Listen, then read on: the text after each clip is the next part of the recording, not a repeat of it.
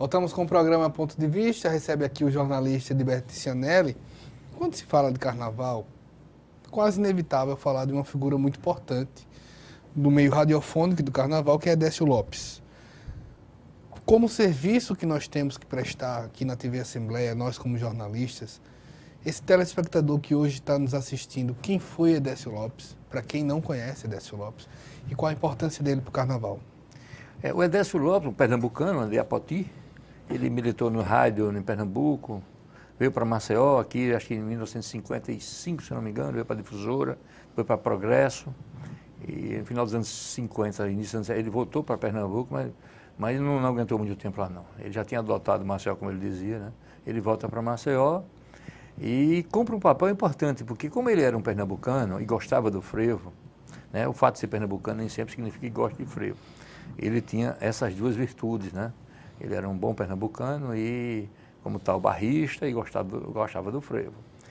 E ele aqui no rádio, então ele começou não só a divulgar o frevo, como a produzir frevo, né? No momento em que o frevo começava a entrar numa certa crise, né? Então ele cria praticamente um frevo alagoano, né? Ele motiva, ele participa. Naquele momento as rádios iam para os bairros, né, organizar chamadas maratonas e competições de passo. Era ele que estava por trás dessa motivação. Ele era um grande empreendedor. Então, ele foi responsável em Alagoas pela maior presença do frevo durante mais tempo do que na maioria dos outros estados onde Pernambuco tinha influência cultural. Então, na Paraíba, tão próximo de Pernambuco, né, a influência foi menor, porque talvez não tivesse uma Décio Lopes lá. Em Natal, Aracaju, que já historicamente tinha uma relação maior com a Bahia, não sofreu grandes influências de Pernambuco e do frevo. Mas aqui a gente pode dizer que a presença do frevo no carnaval teve uma maior longevidade graças a Décio Lopes, né? Não só pela divulgação que ele fazia no rádio, como por ele mesmo ter composto peças históricas, né, do nosso carnaval. E com isso ele criou, e merecidamente, esse espaço, né, que hoje se faz para homenageá-lo. Está lá uma sala no MISA, né, no Museu de Imagens do Som de Alagoas, dedicada a ele, ao acervo que ele tinha, né, que ele guardou. E hoje os filhos dele, principalmente o Dinho Lopes, que perpetua, né, essa importância dele através de um carnaval que aconteceu domingo passado, o Carnaval Décio Lopes. Quando se vê a figura do compositor, como você mesmo colocou, falta essa figura nos dias de hoje?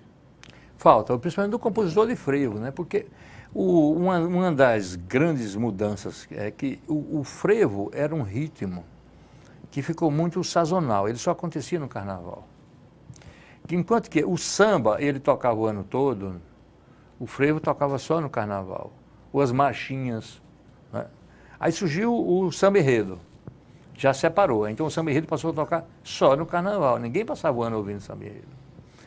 Aí aconteceu que a indústria cultural vai dizendo, olha, eu quero um produto que eu venda o ano todo, não interessa eu produzir um grande artista, ensaiar uma grande banda para gravar um disco e acabar no carnaval.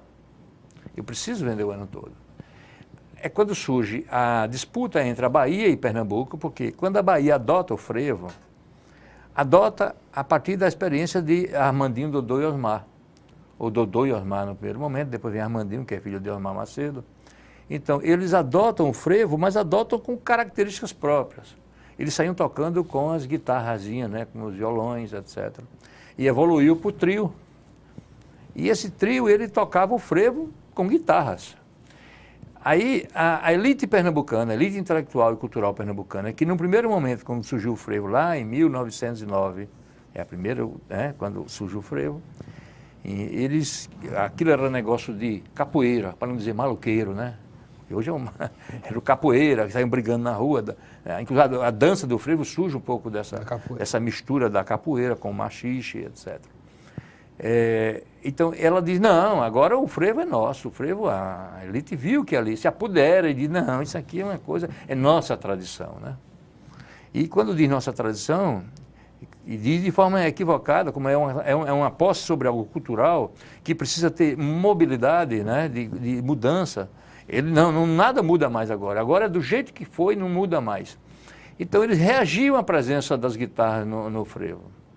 E proibiam de tocar em Recife, nas rádios, ou de se apresentar a qualquer grupo baiano. Da mesma forma que eles proibiam o próprio Alceu Valença de gravar forró com guitarra, né?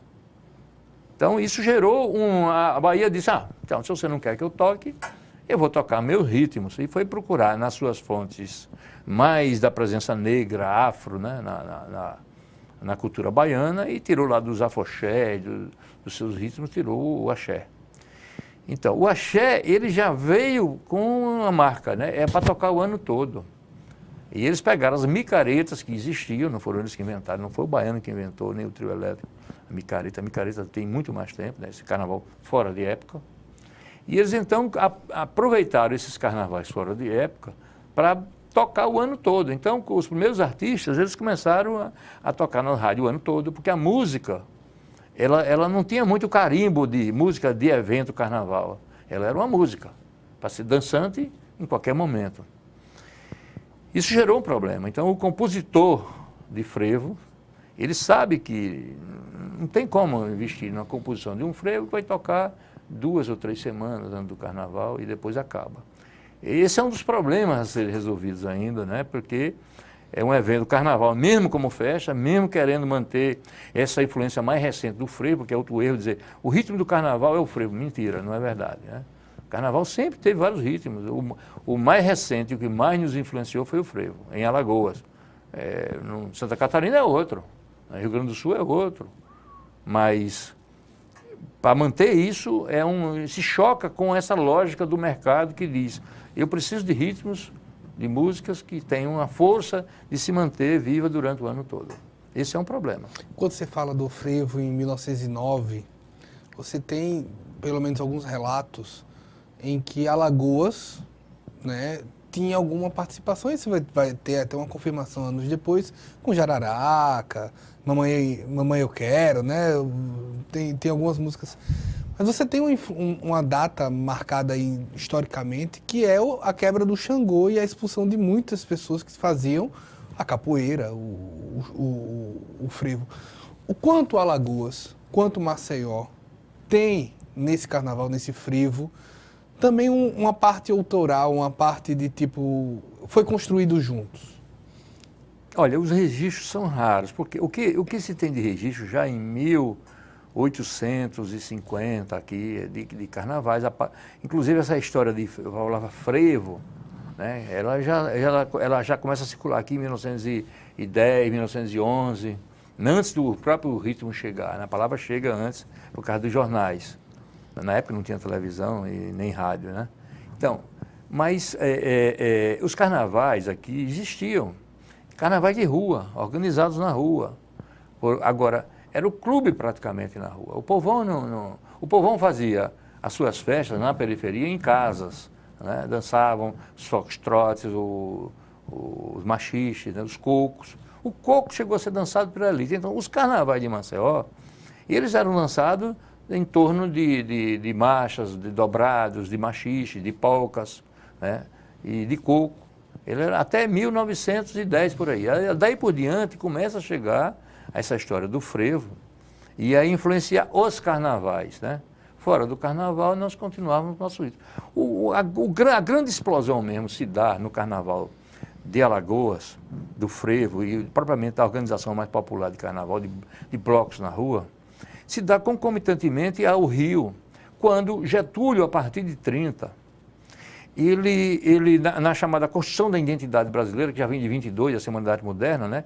Quando a intelectualidade brasileira diz, há um Brasil a ser descoberto, né? Essa história de querer embranquecer o Brasil, não, o Brasil tem que ser negro mesmo, tem que ser índio, tem que ser isso que nós somos, tem que ter, ele já tem história, ele já tem identidade. Vamos revelar isso.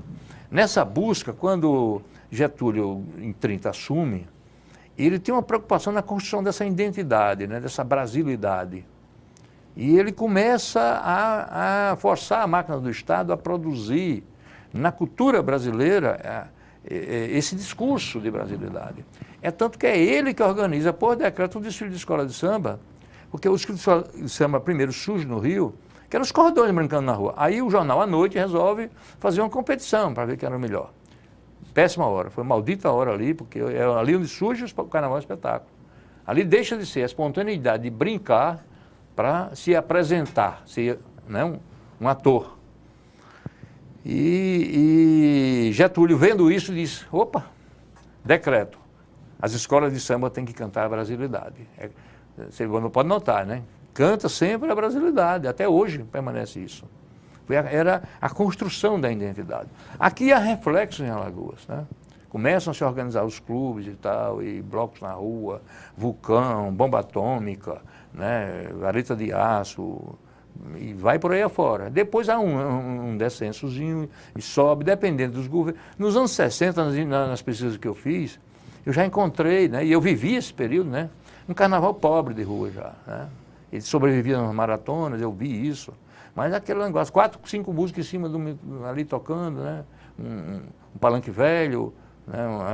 Aquelas bocas de som, aquelas cornetas rufenhas, né? Aquela coisa horrível, pobre. Os clubes permaneceram ainda durante muito tempo. Aí depois vem um segundo momento, que é o momento em que os clubes entram em crise. Mas aí... Porque você tem nesse período o quê? Yacht Clube Alagoinha, Yacht Clube Pajuçara, Fênix, não?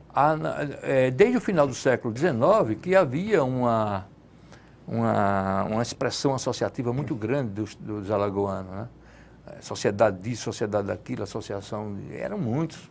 Né? E essas associações começaram a organizar blocos, etc. Depois, com o surgimento dos clubes, né? Você vê, a Fênix já existia no século XIX. Na Barão de Atalá, em Jaraguá, isso que muita gente confunde. Tinha um carnaval em Jaraguá. Não, tinha o Clube Fênix. Depois ele veio aqui para a Avenida, né? Onde era a garagem de bonde, aquele prédio. Depois foi, né? Mas você tinha, por exemplo, nos anos 60, você tinha Aliança Familiar, Pitanguinha, tinha a Portuguesa, Iate, Alagoinha, eram inúmeros os clubes que tinham, né? Fernão Velho tinha um clube que fornecia carnaval. Nós tínhamos aí, no Maceió, no mínimo, sei lá, uns 10 clubes que organizavam carnavais. E eles entraram em crise por outro motivo, né? E é outro momento em que eu identifico como sendo aquela revolução da juventude dos anos 60, 70, que deu no movimento hippie, porque o clube ele era assim, era a continuação da minha família. As famílias se reuniam, os filhos iam para lá, e da mesma forma que o pai acompanhava o filho na escola, acompanhava no clube, né? Ali ele estava, o ritmo que o pai dançava, o filho dançava, né? O pai e a mãe estavam vendo o filho namorar, a filha namorar. Era muito uma forma de controle. Uma cidade provinciana, como era a maioria das cidades no mundo até, né? Com raríssimas exceções. Ainda não tinha havido aquele boom do êxodo rural, da invasão das capitais, né? Então, há um momento em que essa juventude diz, olha, eu quero agora beber com meus amigos sem meu pai ver, namorar sem meu pai ver, fumar sem meu pai ver. E aí, quando eu digo fumar, o que desce na telha. Então surge essa revolta da juventude e a família ela passa a ter novas relações. E o clube, como era uma ação de controle da família, se perde nesse meio caminho. E ele se refaz, alguns como espaço desportivo, e sobrevive, né? Mas enquanto continuidade daquela família. E a classe média diz, não, eu vou para a rua. Essa classe média pequena burguesa, ela diz, a juventude, não, eu não tenho medo de ir para a rua, como meus pais tinham no curso. Eu ia no curso para a rua e corria para dentro do carro e voltava para o clube, né? Não vou. Eu vou para a rua sem medo. É quando surge a experiência baiana. Mais uma vez a experiência baiana vem com o trio, o bloco que é corda. Ou seja, a classe média diz, eu estou na rua e estou segura. É o clube na rua. Então o clube entra em crise e surge o bloco com a experiência baiana na rua de classe média. É a classe média que vem para a rua. Muita gente diz, voltou o carnaval? Não voltou. O carnaval popular era popular. Esse ainda não foi reanimado, vamos assim dizer, se é possível reanimar alguma coisa em cultura, porque ele sobrevive na periferia. Ele está aí, ele está vivo. Estão brincando carnaval tranquilamente. A gente é que não sabe, mas eles estão brincando. Agora, não estão mais organizados, né? Talvez, acho que não, acho que tem organização. Quando abre um edital, você precisa ver a quantidade de bloco que surge. A reunião que a gente faz, tudo.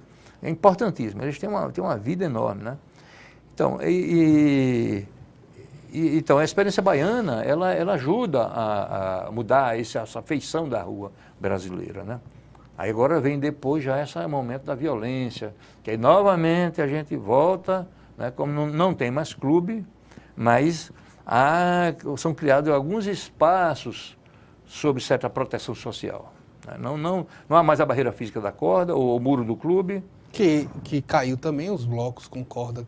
Caiu e foi se readaptando, foi abrindo e foi... Então, aos poucos, vai se encontrando, né, os espaços urbanos, a forma de brincar na rua, né, que é o grande espaço.